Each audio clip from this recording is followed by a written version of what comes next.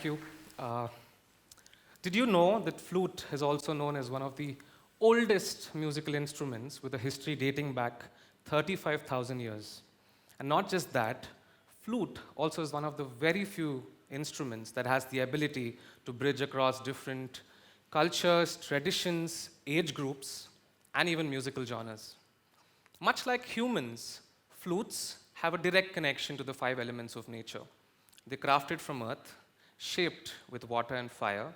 Their melodies resonate in the boundless space of ether. And lastly, they're brought to life by air. Ladies and gentlemen, good morning. I'm Joel Fernando, and today we're going to be exploring the concept of evolving narratives woven through the fabric of my musical journey. Let me begin by asking you all one question. How many of you have found yourself in a dilemma when choosing between your jobs and your passions? Can I have some show of hands, please? So, does this mean that the others are pursuing their passions along with their jobs? Brilliant. At least for the ones who showed up their hands, thanks. I genuinely feel myself to be in the same place as well. When I started off my career, even I faced the challenge, when choosing between my passions and my jobs. And in hindsight, I've realized that, today I stand before you as an HR professional who's not only had the privilege of leading impactful projects in the realms of change, learning, and digital enablement, but also embraced the diversity of my passions and allowed them to intersect.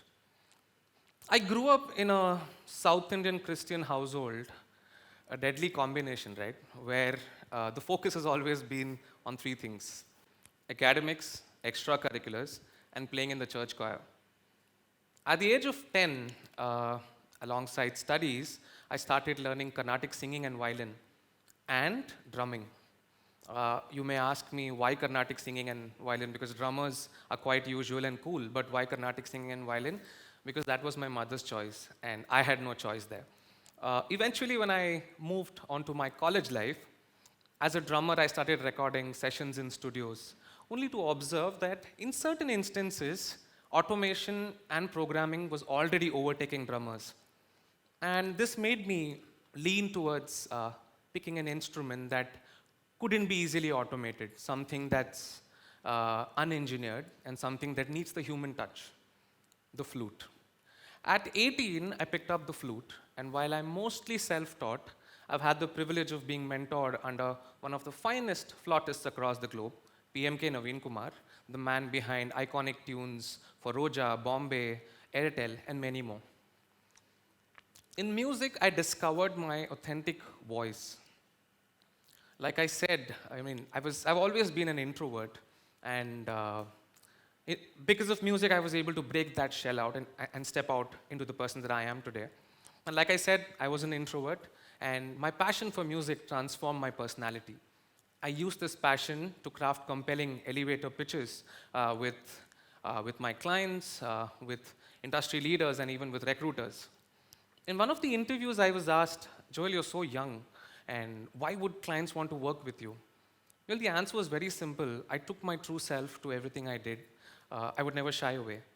Secondly, I always built on meaningful and genuine relationships. And lastly, earned trust through my work. And even as I entered my professional workspace, I carried this value along with me.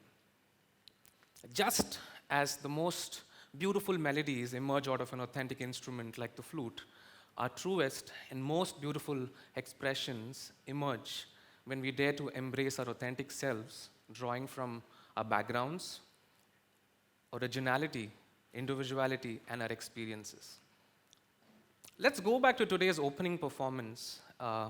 Can any music enthusiast recall what rag was it based on? Sorry? Brilliant. I expected that I would have no answers to this. Thank you so much. So today's composition was grounded in the colors of Desh Rag, in the rich traditions of Indian classical music.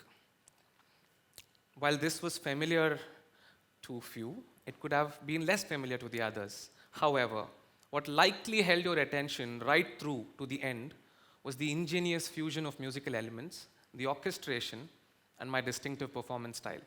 You heard my band members play live even though they weren't physically present. Otherwise, I would have been constrained to performing alongside a tanpura and a tabla artist. What truly enabled this experience for each one of you was the synergy of adaptation and innovation. Around 2015, I had entered the realm of MBA education. And alongside flute, I had expanded my interests to sound programming and production. This is something that helped me stay up to date with industry trends and standards.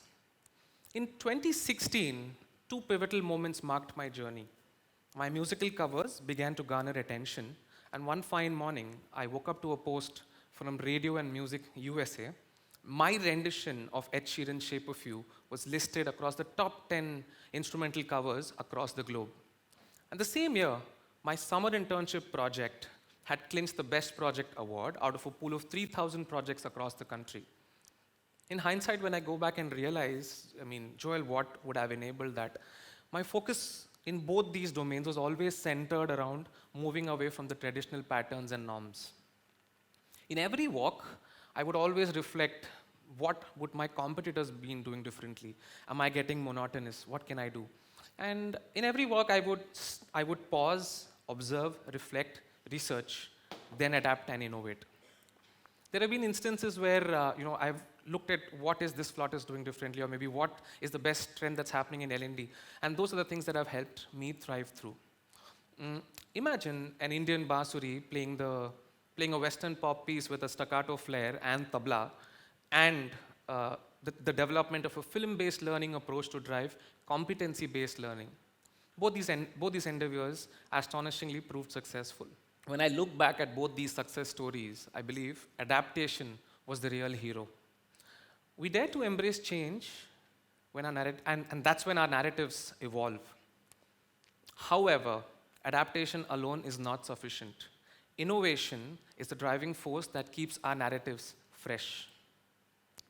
Lastly, what is significant today may change in the near future. In the grand tapestry of evolving narratives, improvisation stands as a cornerstone. I've also evolved and improvised from being a mere flautist to a programmer come producer or a composer, and from traditional HR roles to tech-based positions in my career. When I want to close, there are three key takeaways that I'd like to summarize. Point one, stay open to change, as that's the key to your growth and success. In every walk of your life, pause, observe, reflect, research, and then adapt and innovate. The last point, which is the most simple thing, but it ideally stands as the key cornerstone, would be genuinely yourself. Whether it is your career choice or your passion or anything.